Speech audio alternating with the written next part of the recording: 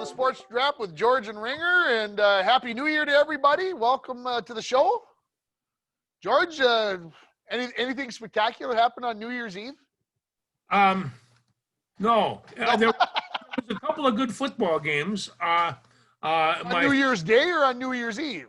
On New Year's Day. New Year's Eve was a foot, Tim. They missed that field goal by a foot, if you're referring to the Army-West Virginia game.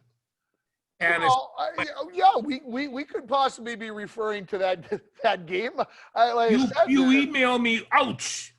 I couldn't see it for a while because the tears were flowing.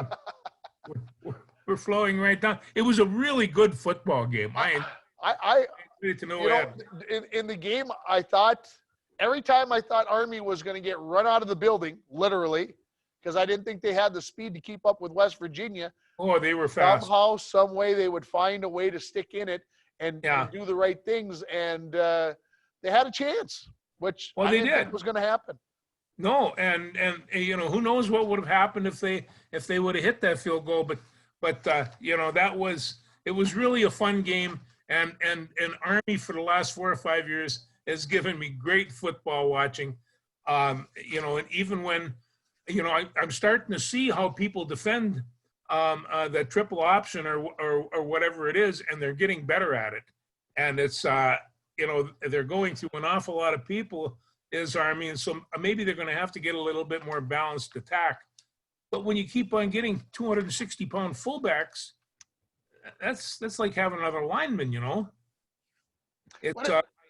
What did you think of Oklahoma, Florida, which when we did our last show, I said was going to be a very good game and turned out to be not a very good game because Florida was so shorthanded. Well, they did, but I mean, I kept on flipping back, looking at the score, and I can't remember what the final was, but I think Florida had 7 points, didn't they?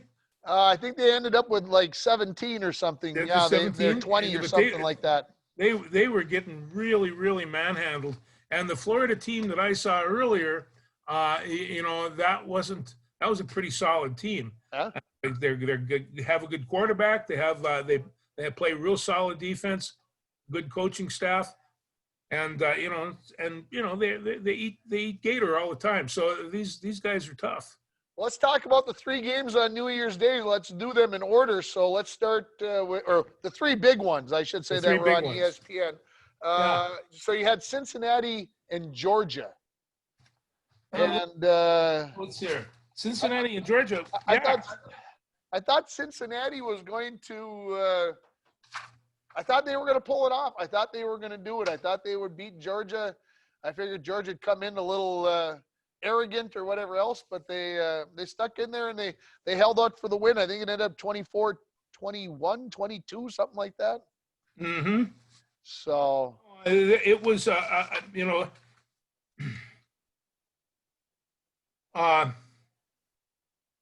field goal kicker kicked 4 field goals that day. There you go.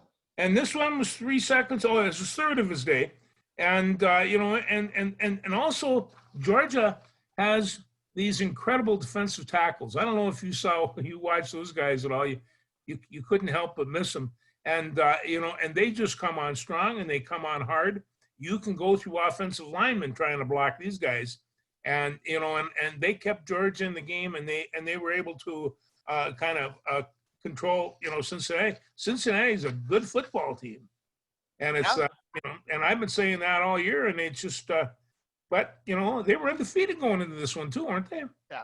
Yeah. What about I said we were gonna do the 3 ESPN games in a row, but what did you think of what was it? Northwestern and Auburn was on ABC, I think, at the same time. Well, I'll tell you,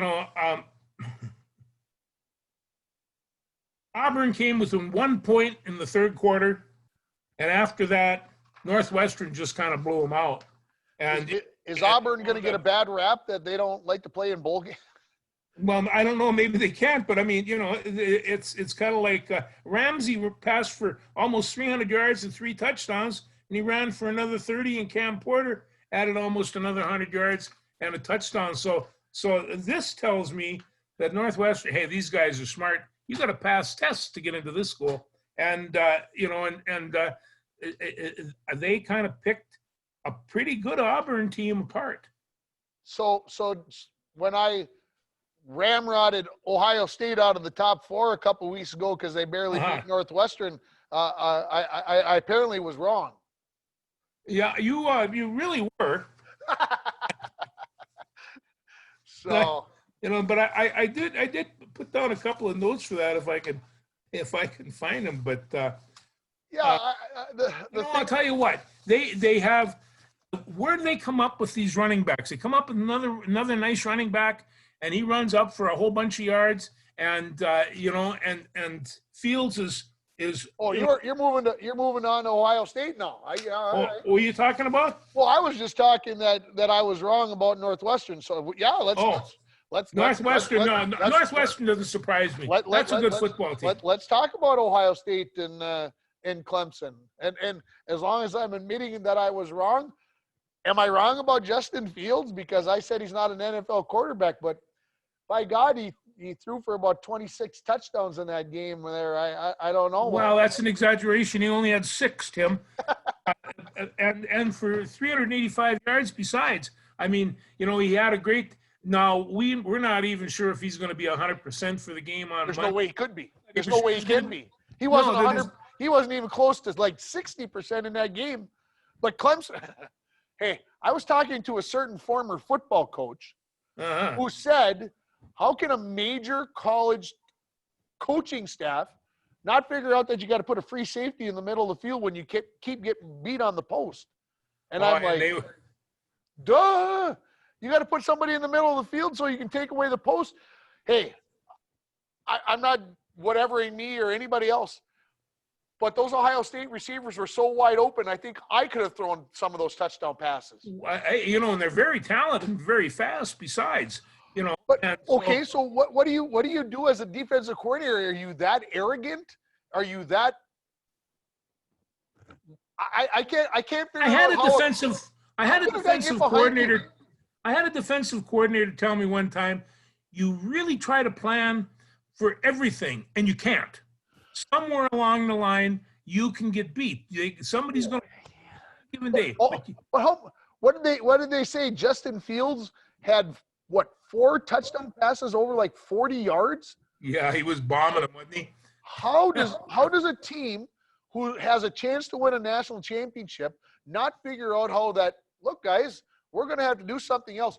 And I know the announcers are saying, oh, but they've got to worry about the run, the Ohio State run. Well, okay, I get it. You got to worry about it. But what's more dangerous, a guy who can go 4 yards or a guy who's going to go 64 yards? I don't get it. Anyway. Well, and you have to keep in consideration, they really did defend Lawrence well. Oh, you're talking Ohio State. I'm talking Clemson. Oh, Clemson? Defense. Yeah. What are they doing? It just makes no sense. And yes, Lawrence ended up with 400 yards, but they took the bend don't break approach. They really did, and they also, he didn't have any long runs. I mean, this guy has not only got a rifle, he's got a rifle on the move, and for his size, he moves real well. He's a fine athlete. I mean, I think he, when I take a look at the NFL, projected quarterback, he's got to fit a lot of bills. I heard he's going to Jacksonville, but he's got all the talent there is. I would be horribly shocked if the number 1 pick out of the draft was not Trevor Lawrence, which of course begs the question: how can he not be the Heisman Trophy winner? Well, because I'll tell you why that is. The guy name's Devontae Smith, and he's a miracle worker. He was the number 2. He was the number 2 wide receiver on this team only 2 months ago. Well, what are they saying? What are the voters saying to Tim, to us? What are they saying? They're saying he had 20 Trevor Lawrence. He had 20 touchdowns in 16 games, and he averaged, about 185. I mean, his statistics are incredible. I watch him play, like, I don't doubt he's going to be. He's going to be. I don't doubt that he's going to be great, George. I don't. I think he's a special talent. I get it. But you can't tell me that he meant more to the team in Alabama than Trevor Lawrence meant to the team for Clemson. You can't tell me. There's no way. You know, but you take a look at that, then the quarterback's always going to get it. What Desmond Howard, when he won it in 1991, Yes. not only did he catch passes, but he returned kicks and punts, and he drove the bus and whatever else. And I know Devontae Smith He played on defense. is a great talent. I get it. But for him to win the Heisman Trophy by like, what was it, 600 points? Well, you know, it's not only that, but Mac Jones was number 4. And Trask was 4. What? No, Trask was 4. Trask was 4? And Mac was 3. It was 3? Anyway. And who was number 5? The running back from Alabama. Najee. So, you know, I take a look at that. And he's a pretty good hurdler, we found out. Did you see that hurdle? That isn't how I did it when I was young. Wow. Yeah, that was incredible. You're not supposed to do that. I thought there was a hurdling type rule. I think it's only in high school football. It's I tell you, you could get horribly hurt there, but he got it. And the thing that not only did he get the hurdle, but he got back up to speed so fast again. Did Najee? I was impressed with. You know, it's not easy to get back up to speed after you just burst with that amount of energy, but he really did. It was impressive. Yeah, it was impressive. No, I'll tell you, he's gonna be a slayer when he gets big. There's no two ways about that. So what do you think? I mean, Alabama's a very good football team. Can they be beat by Ohio State? I'll say it this way, and this is the only reason why I pause. Because the answers, I think absolutely nobody's got a chance to beat them. But Florida, who had all their kids basically in the SEC championship game, was there at the end, 52-46. And they lost their bowl game, and yes, they didn't have a lot of players. We already mentioned that. So to me, can they be beaten? Yes, because Florida hung in there with them and had a game plan and did what they had to do. It was a shootout, but they were there. They had a chance to win. So Ohio State has surprised me. I was watching the Big Ten Network on the next morning after New Year's, after the games, and they had Urban Meyer on there. And of course, you know, he's obviously a big Ohio State fan and whatever else. And he said, when a college football player gets to approximately 1,000 live reps, especially offensive and defensive linemen, once they reach 1,000 reps, their quality starts to go down. Your body can only take so much beating over a certain amount of time. You can't do that. And he said, in his mind, Ohio State only having played 6 games, they haven't approached that 1,000 live play thing. They've got room yet. And they did look like the fresher team against Clemson. I must admit, they really did. Clemson really looked like flat. They had more snap in it. So yeah, that begs the question for me. The college people went to 12 games a few years ago so they could make more money. So the question becomes, can they make more money if they went and only played 11 games and went to an 18 playoff? Could they make more money that way than if everybody played 12 games? So I wonder what's going to happen there, because I think this is going to start the conversation about, are we beating our kids up and they're not fresh, especially if Ohio State wins on Monday night. I don't believe they have a chance, but if Ohio State wins on Monday night, there are going to be coaches all over America going, well, let's see. Alabama played 12 or 13 games, whichever it is, 11, 12, 13, and Ohio State only played 8. And we know that Alabama's got way more number of 5-star players and 4-star players than anybody else. And if Ohio State can go in there and beat them, are they got better coaches or were they fresher? And it's going to be interesting to see what coaches are going to think about that. Well, they're all great coaches. And I mean, there's offensive and defensive coordinators that are just busting their chops right now. And you know, you've done the planning too. And so I think that Ohio State does have a chance to beat them, but they have to come out at them real early. You go 2 touchdowns behind the Crimson Tide, you're going to be at least 2 touchdowns behind at the end of the game. You don't come back from these guys. They play too good a defense.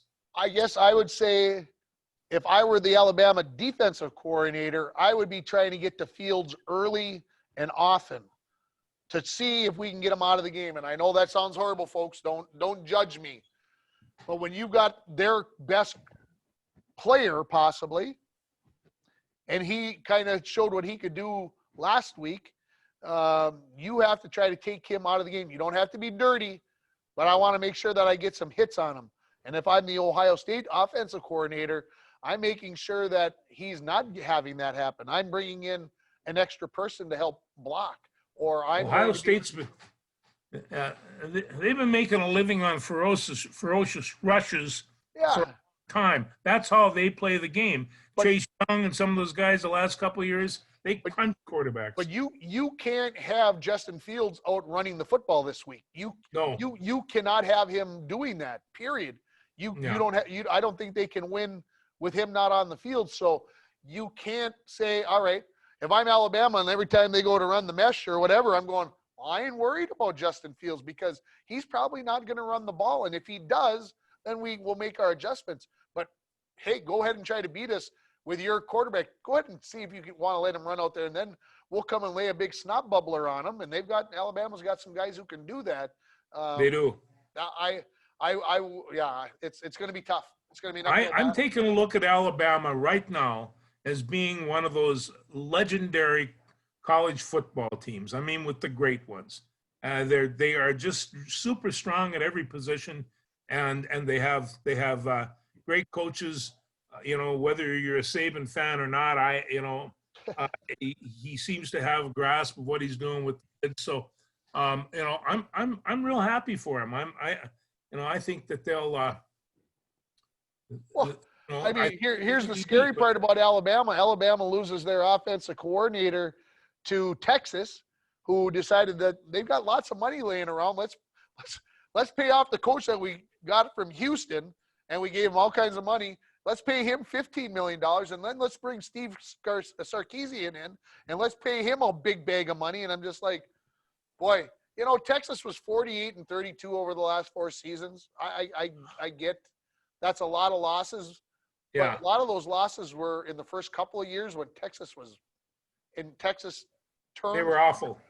There's good. I was going to say really bad. Awful is better. Yeah, they were awful. I'm not sure what they wanted Herman to accomplish there in just 4 years. I don't know. I thought he was doing a good job. So, but he was putting out some pretty good football teams, and they'd be 1 or 2 athletes away, and somebody would get hurt, and all of a sudden, they'd lose a couple of close ones. But I never saw them. I never saw the Longhorns get run out of the park ever. Were you surprised that Indiana lost? They just kind of ran out of stuff, and I take a look at that. It was really a good football game. It was. They just ran out of stuff. Now, the one game that I wanted to talk to you about was oh yeah, you're gonna love talking about that. On December 31st, we had the Lockheed Martin Armed Forces Bowl. And that was Tulsa and Mississippi State. I didn't watch any of it until it was over. How's that for an explanation? Well, if you, I saw something like that happen when we had a college football team here because I was announcing, and I happened to be in the booth with my daughter. And as the brawl tore up, I said to my daughter, "You see what sportsmanship brings to a good college program." And we were howling as they were calling in the cops to break up the thing. Well, this was awfully close. And Rick Leach is kind of a character, and everybody likes him. And I've had friends of mine say, "I know he's crazy. That's why I like him." Well, but he was actually pretty pathetic in his response.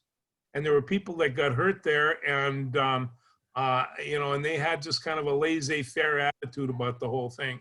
And I've been pretty connected lately, and I have not heard of any penalties to any of these kids, to the programs, anything. It's very surprising to me that something that's a week ago, that somebody hasn't announced something about these kids are going to be suspended for X number of games, or this coach is going to. There's been none of that, and I thought I'd been pretty vigilant on keeping an eye out for that. So I can't believe that that could happen at the end of a college football game and there'd be no repercussions for it. I can't either. That they're just going to sweep it under the carpet and we'll on our merry way, that we're just going to go. There was nothing funny about it. There was nothing, and they were kind of laughing it off. I saw absolutely nothing funny about what was going on down there. No, it's not good. Is that everything with college football? No, I want you were talking about San Jose State and Ball State. Well, you were sure that San Jose State was going to win that ball game because they had beaten your boys from Boise, and holy smackers did they get their butts whooped. Yeah, they were 22 in the nation, and Ball State came up, Ball State, they're in Indiana somewhere, right? Yep. And so but when was the last time you heard about Ball State being in a bowl game, not to mention knocking off the 22 ranked team in the nation? I was impressed. Did I tell you the San Jose State story last week? I don't think I did. You want me to give you here it is. Sure. So let's go back to 1990. Okay? In 1990, I'm a junior at the University of Minnesota, and I am going to be the equipment manager at my first ever Gopher football game. I'm jacked. We had to wait for the Twins to get done playing a regular season game, and then we played that night because the Gophers like to play at night because then they could get a crowd in, supposedly. Because then everybody could go watch the MIAC games and the Division II games, and then everybody would come to the Dome to watch the Gophers. That was the idea. So the Twins moved to 11 o'clock, and we got there to the game. And so we got to the Dome like noon for a 7 o'clock game to get set up and put the lockers together and everything, blah, blah, blah. So the game goes on. I'm excited. It's great. I'm standing on the turf at the Metrodome. Everything is good. And the game is tied. Matter of fact, the game's tied. It's 29-29. The Gophers are driving towards the end of the game. And I'm in the back. I'm taking care of equipment and handing water out to guys. So I can't really see the field. But we're lining up to kick the winning field goal.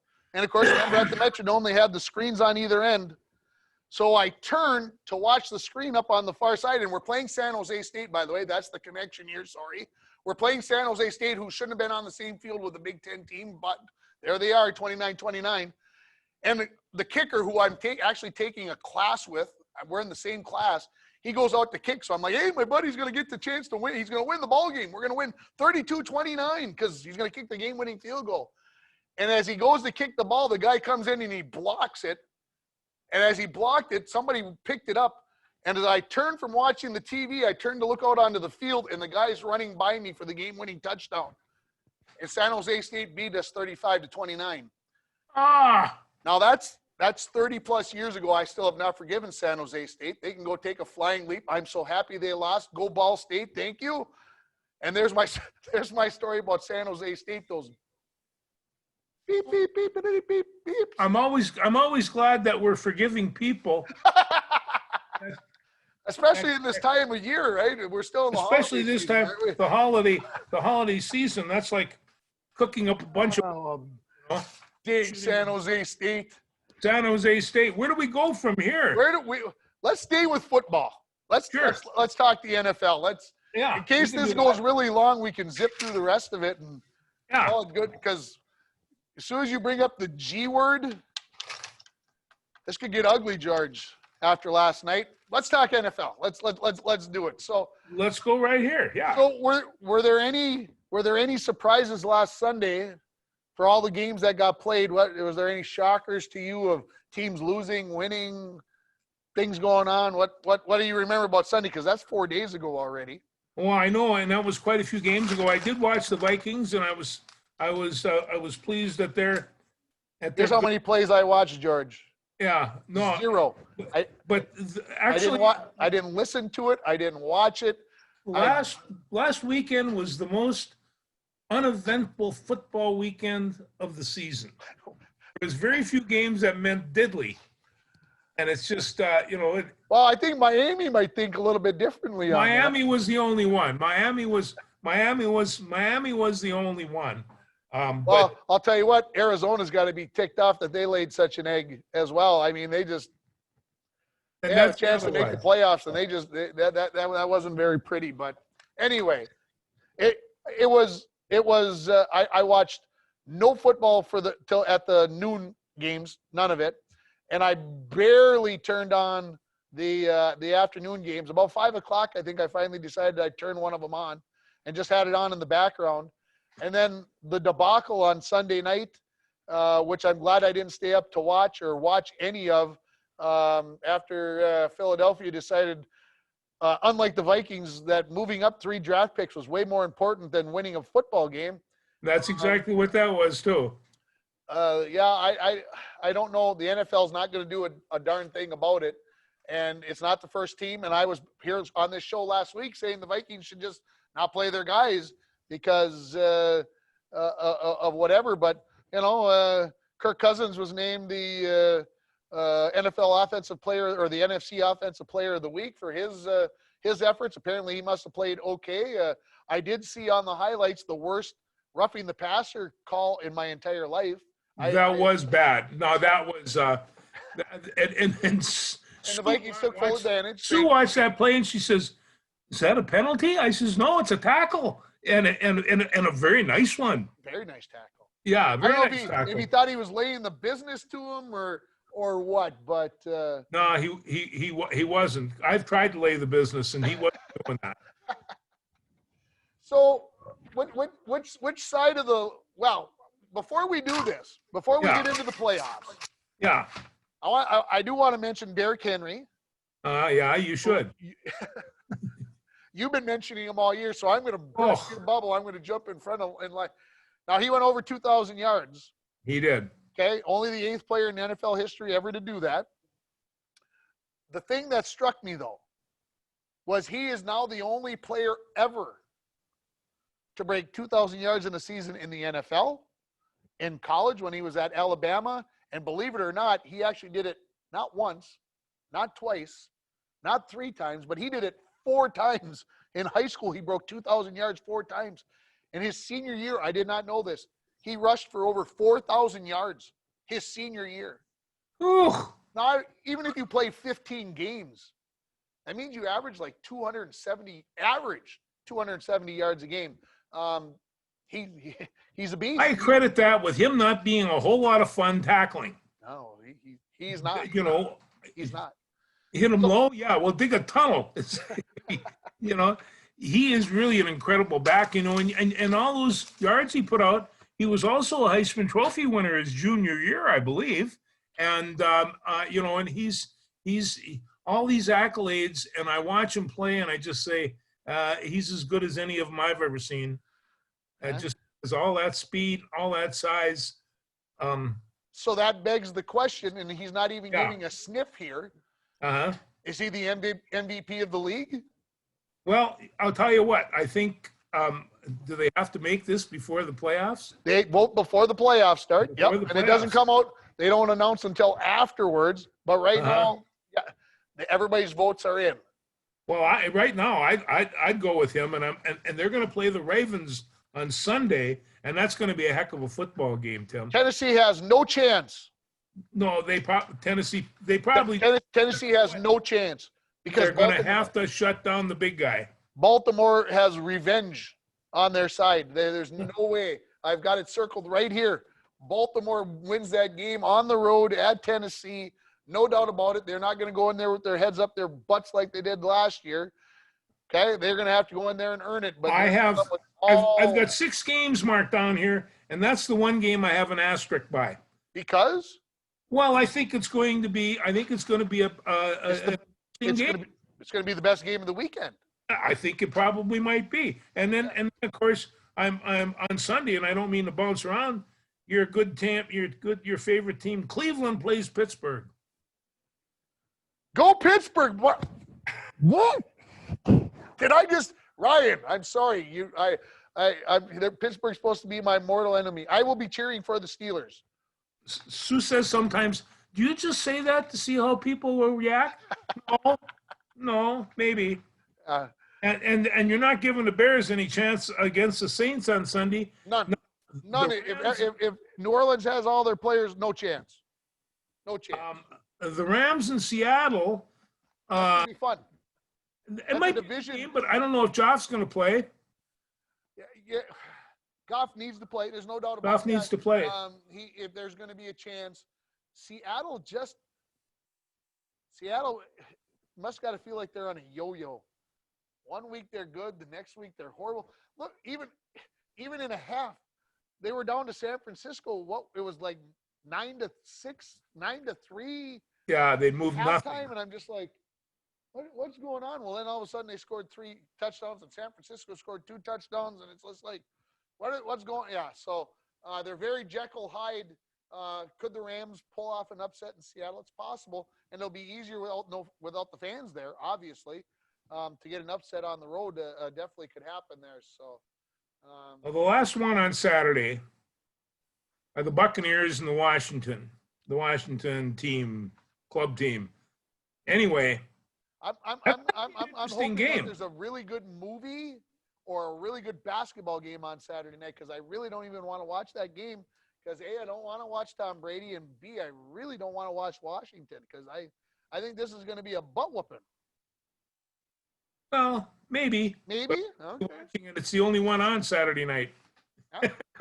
Well, I mean, like I said, I'm hoping there's something, a hockey game, something. UNB. There's lots of hockey games. I got it figured out. No problem. Okay. Before we leave the NFL, though, I want to go back, because I asked you if you thought Derrick Henry was the MVP, and he's got an argument. But they did mention Aaron Rodgers' season stats. No, Rodgers has been just amazing, and that's the only reason I can't give it. If Aaron Rodgers doesn't win the MVP, the NFL voters should all have to turn in their whatever, and they'll get 32 new ones or whatever there is next year. Do you realize he threw 48 touchdowns? Yes, he's been all over the place. 5 interceptions. 5. The whole year. 5. That's incredible. For as often as he throws, his defense is horrible. And I'm not saying that he's got a bad offense around him, but for me to sit here and praise the Packers is pretty tough.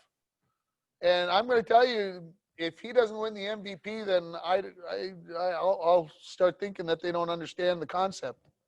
So, anyway. No, I'll tell you what. The Packers got a week to rest, and they're going to come in. I don't know who they're going to play out of that bunch, but they are not reseeding this year, I've been told. So last year they would always, in past years, they'd always get the lowest seed that was left over. They either are playing Washington or Tampa. That's a done deal. Okay. So they're expecting that Tom Brady's coming to town the following week, is they've already got it figured out, that they figure they're going to be playing Tampa. So they're preparing to see Tampa. And I would be, if I was Green Bay, that's who I would be preparing for. And they'll be playing that at Lambeau? Playing that at Lambeau, yep. I love playing at Lambeau, don't they? It'll be fun. It'll be interesting to see what happens. And of course, they had that nice snowstorm on whenever that was, Saturday, Sunday, whenever it was. So I'm going with New Orleans, obviously, over Chicago, Seattle over the Rams, Tampa over Washington, 2-3-5 in the NFC, and I got 2-3-5 in the AFC as well. I've got Buffalo beating Indy. That ought to be fun. Buffalo and Indy should be a fun game. Pittsburgh over Cleveland, and I've got number 5 Baltimore beating Tennessee on the road. Those are my picks. Yeah, there's nothing the matter with that. And I'll tell you what, the Bills are playing really well right now, but the Colts have some interesting talent in their team. They really do. And it's just, who knows what they might be able to come up with. A fumble here, an interception there. You know how the game goes. And this will be Buffalo's first time in the playoffs in a while. And yeah. Although you never I have know to when say, Stephon Diggs is going to go off the rails. You just don't know when he's going to get persnickety. Stefan's had himself one fine season, and he's got to be complicated. But I mean, we replaced him with Justin Jefferson, and I'll tell you, in terms of numbers, you didn't lose a whole lot. And We didn't have any drama. no, That's the thing. Hey, I want to go back to the Tennessee game because I did watch. Yeah. I did see the end of the Tennessee game.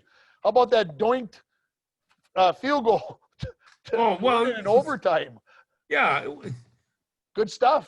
it did. Well, that's like shooting pool, And kinda just the gotta way I get- drew it up. Just the way I drew it up. That's just the what way I it said, drew it up. Yeah. So. Okay. Anything else NFL wise? No, I just know that on Saturday there are going to be 3 games, and on Sunday there's going to be 3 games, and that's 6 games, no matter how you look at it. So, Math doesn't lie. I like that. I like Yeah. it when the math works out.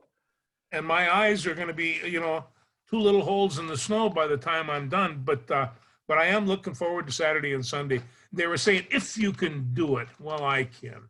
I think. Are we ready to move on to basketball? Let's go to some basketball. Which No, god awful Minnesota team would you like to start with? Well, I was really kind of hoping that somewhere along the line, because I knew at Michigan they had Hunter Dickinson waiting for him, and I thought, and I was worried about this because I've heard about Dickinson since last year that he was coming. You see the size of this guy? Yeah, but we had the player, the national and Big Ten player of the week, and I'm like, what? Yeah, he got beat up. What? You had so much sunshine blowing up your butt, and then you decided you weren't going to show up to play in Ann Arbor? Well, the thing of it is that, the Gophers are such that if they can cover up Marcus Carr, you have to be able to go somewhere else. And Gabe's still a hit and miss deal, although he's been playing pretty good basketball. But they have to rely on Robbins, and you have to be able to go in the inside with him. Does Patino have to take him on the road and do the Hoosier thing to him? Take out the tape measure. It's 10 feet to the top of the basket. It's 15 feet to the free throw line. Because when this team goes on the road, they are so Jekyll and Hyde. It was 32-26 at half, right? Last night. I got both TVs on. I got one on politics, and I got one on basketball. And I'm watching the team, and I'm like, oh, they're hanging in there. They're hanging in there. 32-26 at half. I'm like, okay. Do you realize that the score, I think at the 8-minute or 4-minute media timeout, I don't remember which one, and it doesn't matter, was 69-34? That means we had been outscored 37-8.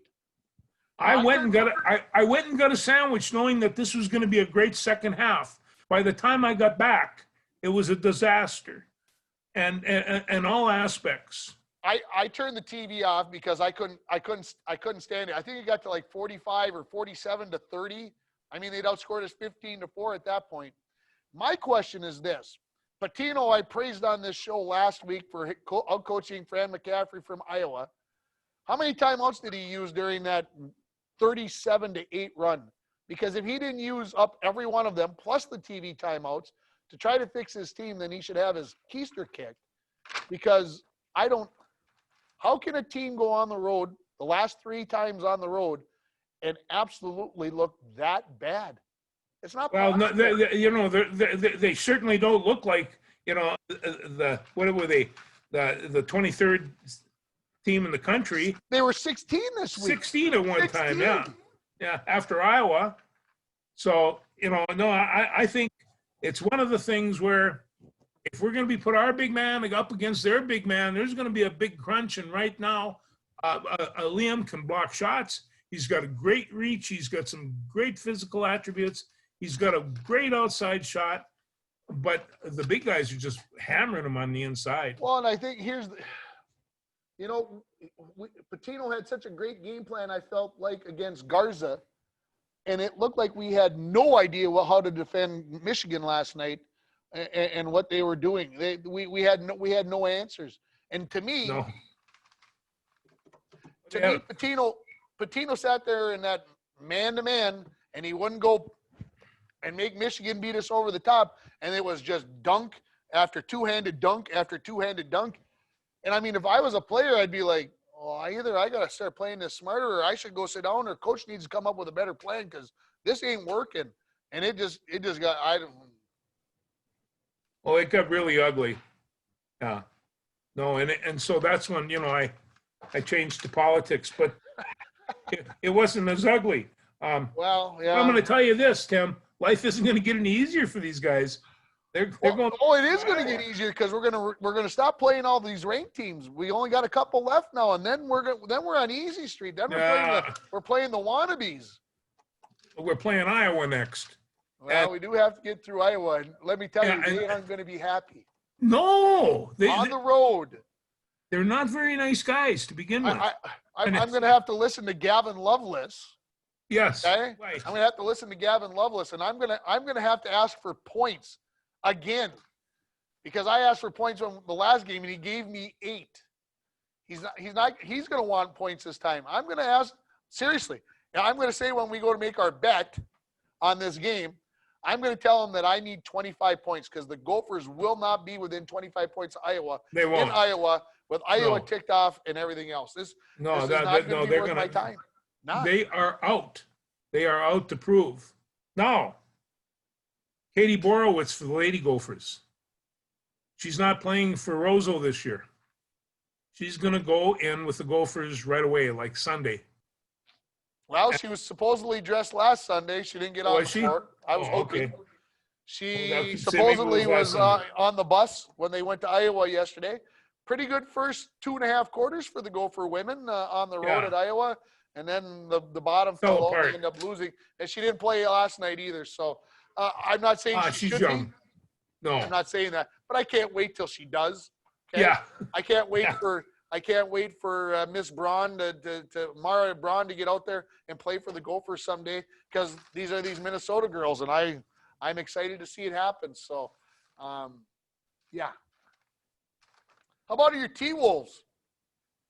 Hey, I tell you, I think considering that they're still missing the big guy, they're not playing that badly. They're getting hammered. Washington hadn't won any games until they played the Timberwolves. But Joe Lixer, right there. Yeah, and Rubio says that they're playing very selfishly. And did you see how his teammates responded to him the other night? What happened? There was at one point in the middle of the game that Rubio had no points, which I'd like to see him score a few points, but he was minus 14. Meaning that the Washington was outscoring them, the Timberwolves, by 14 points when he was on the floor. Later in the game, even later, I think it was at the start of the fourth quarter, he still had 0 points, and they were minus 18. And I'm like, well, I can see that he tried to go after his teammates, kind of like Jimmy did, Butler.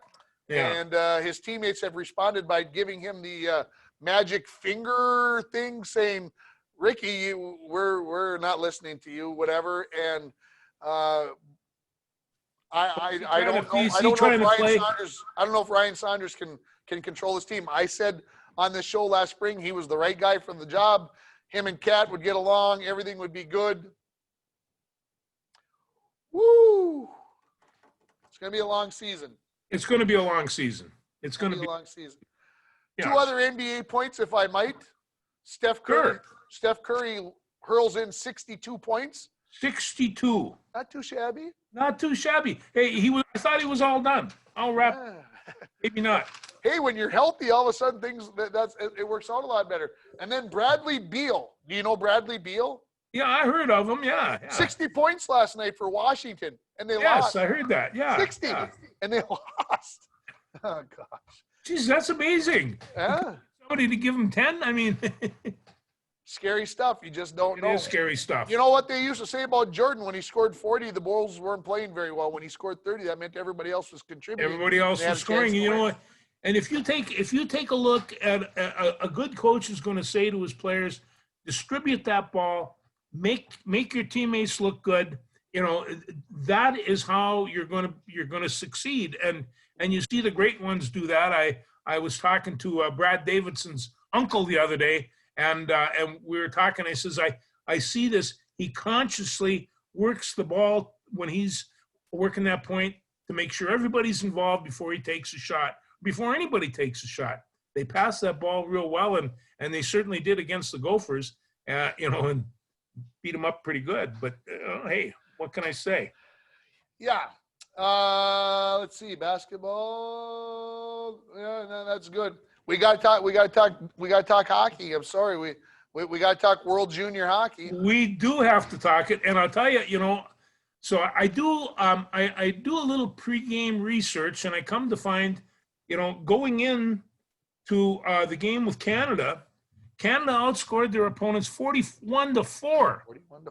Yeah. And they had not been behind at all during the whole tournament. Yep. So what you have to do to beat a team like this that's just happened to be chock full of talent. One of the announcers on the NHL Network had said that they might be able to beat some of the weaker NHL teams. I think I might have said that last week. The Canadian team? The Canadian junior team might be able to beat some of the NHL teams, and I had to snicker because I think we talked about men versus boys. Anyway. Well, whatever. Canada ran into a really hot goalie and a 1-0 lead at the end of the first period, and it was kind of like, and then they just jammed up in front, just like good professional hockey teams do. They knew exactly what they were doing, and Spencer Knight had 34 saves. And that's all he needed for that night. I watched him a couple of things. He was all over the place. He's the one that held him in. And I suspect that he, overall, because he had a kind of a rough start at the beginning. Very rough start. I think that he's got to give an awful lot of credit for the success of this hockey team. But they were fun to watch, no doubt about it. Yeah, it was a very interesting game. It was a very high stress game. Canada outshot the United States. They said 15-1 in the third period. 15-1, third period, and they hung on. They did. So Knight was when the least dramatic moment of the night was when they announced him as the player of the game for the United States. I'm like, well, who else? There's nobody else. Yeah, Zegras, number 9. And I'll tell you, somewhere along the line, it would be fun to go to a world junior tournament. I would just, just to go, and I watched these, the ones last year where there were all the people from all over the world. It looked like a real fun time. It really. We'll plan for it, George. When it comes back again and we can start traveling, we'll make plans. We'll just go. Okay. All right. Let's make plans. I do want to mention that you mentioned that the United States didn't look very good against Russia and lost the first game. Knight didn't look very good in the first game. Looked stressed, looked panicky. And then the United States had a shutout that lasted almost 3 games. They had back-to-back shutouts. They looked invincible. And then they played Slovakia, who was the number 4 seed out of the other group, and they were tighter than a whatever. They could have crapped out some diamonds if the right conditions would have been there. I've never seen a team just about blow it. And then they had Finland, who has been their nemesis the last few years, and they tightened up like the Dickens. And I'm like, they're going to lose this hockey game. And they found a way, got a goal in the last 90 seconds or so to win 4-3. And I thought, when it was 2-0 to start that third period against Canada, and I'm like, are they going to fold up like a tent this time? Because if anybody can take advantage of them, it would be Canada. It would be Canada. And they kept the penalties clean, and hey, they just played a good third period hockey, except that, of course, they would have been nice to clear the puck from time to time. Got a little dicey a few times. It got a little dicey. Well, anyway, hey, and I'll tell you, this is the 4th time in a row that the United States has beaten Canada in the World Juniors. And people are saying in the playoff part of it, in the playoff part of it. And so it's just we don't want to get the Canadian people mad at us. And we probably got like 2 fans over there, so we don't want to get them mad. No, I mean, hey, you always praise your success by how good your opponent is, right? Absolutely. Speaking, as long as we're talking about hockey, there, tell me about that. I see UMD split with St. Cloud. The scary part about that whole thing, George, is this. I didn't get to see the first couple periods on Saturday night, excuse me. Yeah. Don't remember why, but I was filming a classic Bronco basketball game. That's why. Oh, yeah. Anyway, that's neither here nor there. But I'm getting text messages from Uncle Paul, and he's going crazy about the penalties that are being called on UMD. And so the officials kind of did everything to get UMD out of that game, and then they win in overtime. And then Sunday's game, I thought, well, all right, we're going to be right there. We played pretty well, and then we ended up losing the son of a gun. So, and they play tomorrow night and Saturday. And, of course, Friday night's game, tomorrow night, when you get to see this, it'll be tonight's game probably, will be on CBS Sports on Friday night. And then we'll have they play on Saturday afternoon right in the middle of all that football debacle. So we'll see what happens. They'll probably split again. St. Cloud's got a very nice team, and it'll be fun. Coach Sandlin is he's pieced together a pretty good club there again, and he's doing this year in and year out. People are going to start comparing him to Deanie Blaze one of these days. And I know they're really good friends. He's done a great job at UMD. He really has. He has. Do I have to bring up the Gopher hockey team? Well, the fact that they're undefeated and ranked #1 in the nation. Good enough. That's all we have to say, George. We did good enough. That's all you got to say. They did beat up Arizona State. Now I know that they're a long time hockey power. Yes, exactly. So I know that this happens. And of course, by the next time we have chatted on this show, or thereabouts, we'll have NHL hockey underway. You will. And the Wild will be doing their thing, and they seem to be pretty excited. Spurgeon was named captain of the team, and our Parisi took the high road when he didn't get named captain, which would have been a logical choice. But I think Guerin took the guy over the long haul who's going to be here for a while, theoretically. And so we'll see what happens. Like I said, I'm not expecting a lot out of the Wild. Just keep things interesting. Don't play bad hockey like they played at a lot of times last year. Let's play good hockey, and let's do the right things. And if that means we got to play 3-2 hockey games, and that would be just fine with me. Well, I went through their training camp roster, and here's where some of these guys come from. Augsburg, Germany, Karlstad, Sweden, St. Gallen, Switzerland, Quebec, but that's not that far, Oslo, Norway, Austria, Sweden, bunch of Canadians, and then we get right down to your friend Kirill Kaprizov. There's arguing ways on how, if you say Kripasov or Kaprizov, which way is the right way. So I can't wait to hear either the radio announcer or LaPanta on TV say the right way, so we know for sure. Hey, this guy is 5'9" and 185 pounds. He's a scooter. Yeah. He is going to be fun to watch. And we know he can put the biscuit in the basket. At least we know we can put the biscuit in the basket, and I think they got themselves a dandy here. So I'm actually, and I mean, don't tell anybody because we're going to talk about wrestling soon. But this should be a pretty interesting hockey team. I think they'll do some stuff. They got good goalies. I don't know who's going to be the man down there, but well, over the world, aren't they? Our goaltender had a tough time getting into the States. He was living in Calgary last year, and they couldn't get into the States to buy a house, to do whatever. Is that Cam Talbot? Yeah, he was having a tough time getting in and getting all settled and whatever else. So here, look at these guys like a Derek Barabol. He's 6'6", and Cam Talbot 6'4", 6'2". Hey, the shorty there is 6 foot tall. You got to have big goalies in that league, I guess. That's the way that works. That's the way that works. Anyway, hey, it'll be fun to watch. I'm getting excited already. Yeah, let's see what happens pretty soon. Now that we're going to have the NBA, the NHL, college basketball, college hockey, the football playoffs.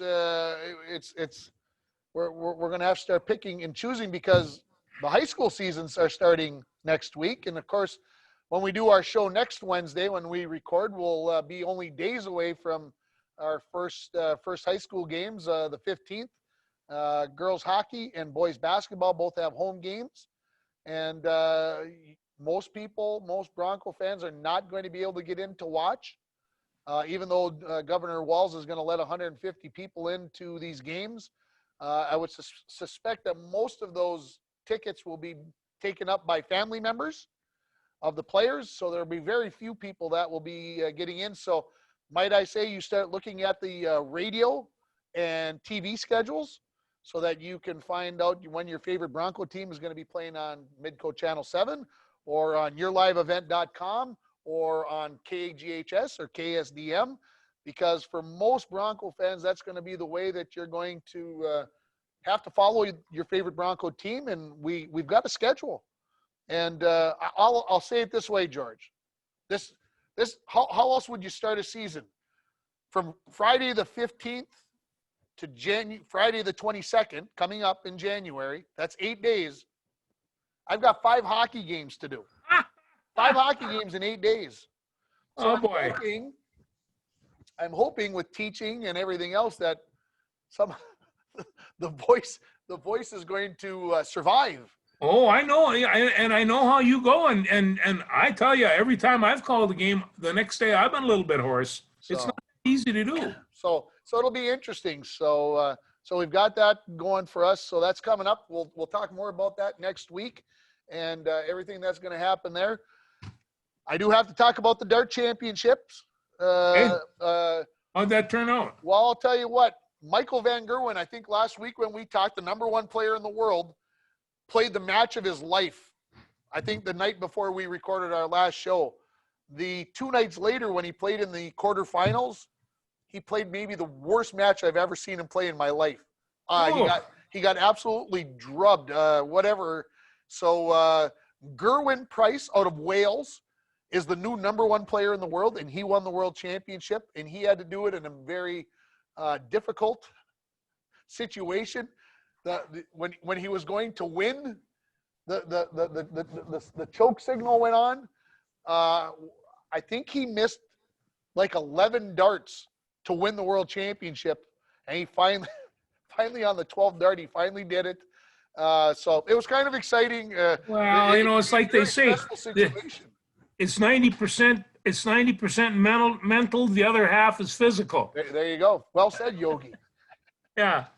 So listen, you know what I'm going to be doing tomorrow night at 8:00. Tomorrow night is Friday. Yeah. 8:00. Oh, anyway, the Gophers are going to open up wrestling. Yes. I knew I had forgot something. Yeah. Anyway, they're going to go down to Nebraska. Nebraska's rated number 8th. The Gophers are rated number 13th. They have 7 returning starters from last year, including Gable Steveson. Now, Steveson, he's going to wrestle this winter, and he'll wrestle this spring. But I think he is a top shelf Olympic candidate, and he very well might be wrestling Olympics games.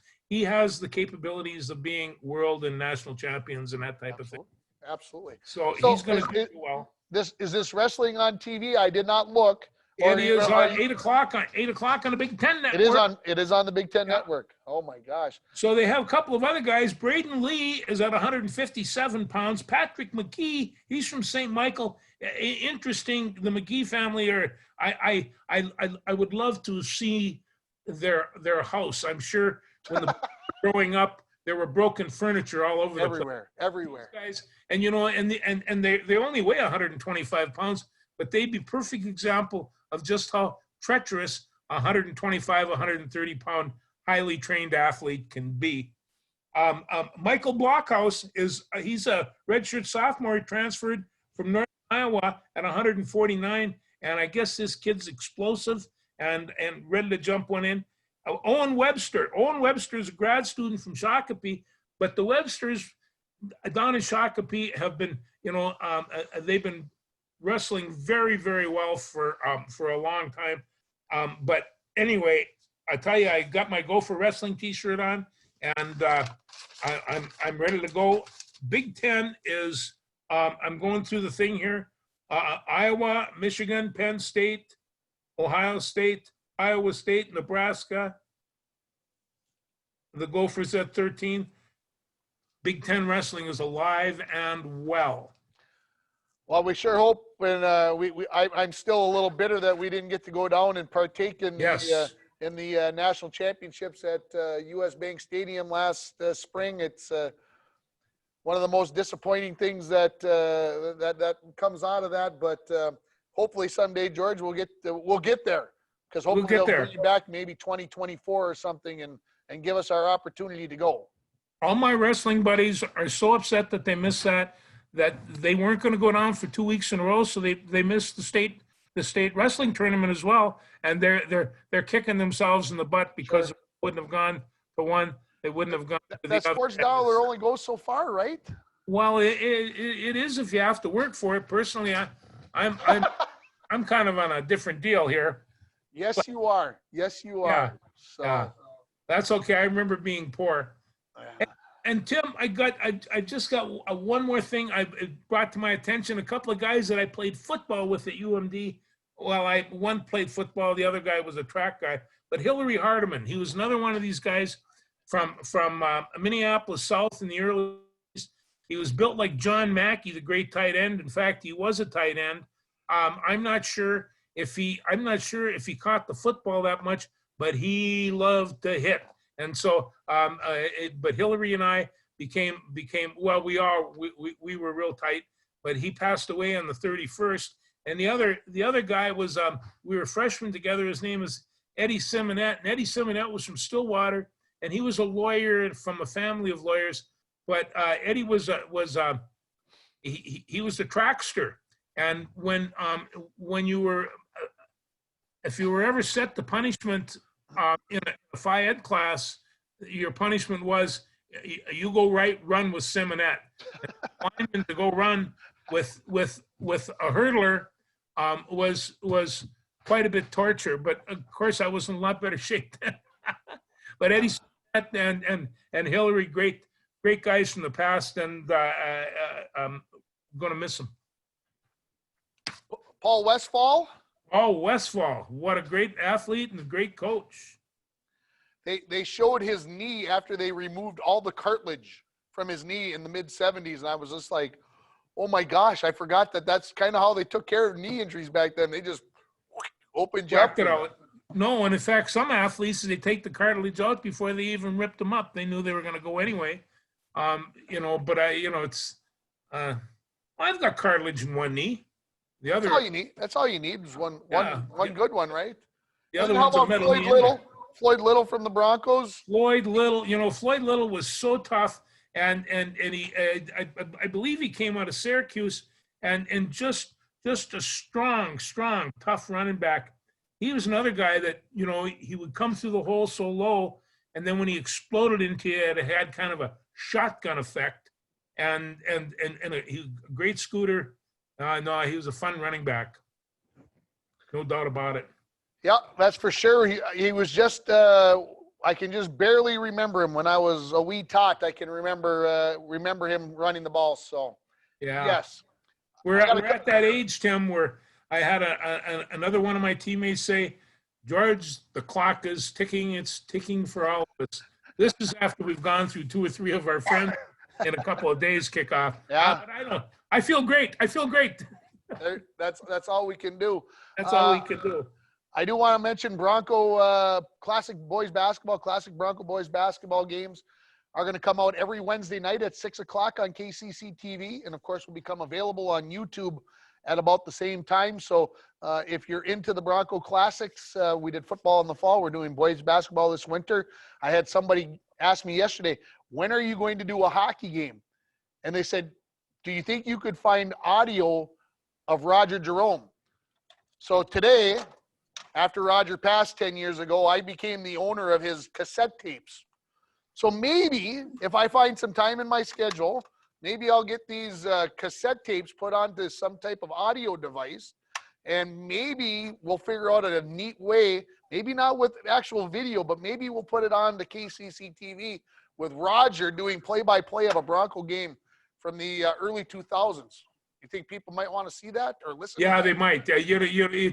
It's amazing how many fans Roger had. He did. And he had, you've called games, I've called games. Roger could make a game of tiddlywinks seem like the World Series. And you wouldn't know who was winning because he was cheering for both. He was cheering for both. And I remember one game he called. We were playing Esco for